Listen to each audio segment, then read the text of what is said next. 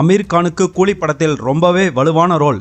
ரஜினியின் படத்தில் கெஸ்ட் ரோலில் நடிக்க கேட்டதும் மகிழ்ச்சியுடன் வந்து நடித்து கொடுத்திருக்கிறார் அமீர் கான்.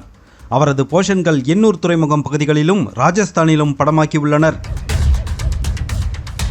கடந்த வாரத்திலேயே படப்பிடிப்பு நிறைவடைந்து விட்டாலும் இப்போதுதான் அதிகாரப்பூர்வமாக அறிவித்துள்ளனர். இந்த கடைசி ஷெடியூலில் சோபின் ஷாகிர் ஸ்ருதிகாசன் காம்பினேஷனில் காட்சிகள் படமாக்கப்பட்டுள்ளது.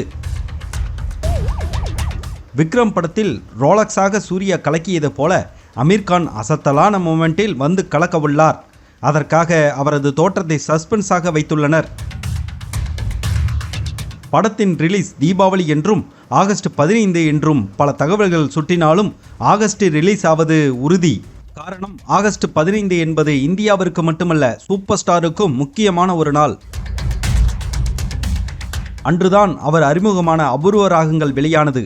அன்றைய தினம் கூலி வெளியானால் ரஜினி 50 கொண்டாடும் விதமாகவும் அமைந்துவிடும் என்கின்றனர். ரஜினியின் ஜெயிலர் படமும் 2023 ஆகஸ்ட் 10 அன்றுதான் வெளியானது. அவருக்கு ராசியான மாதமாக இருப்பதால் கூலியை ஆகஸ்டில் எதிர்பார்க்கலாம் என்ற பேச்சு பலமாக இருக்கிறது.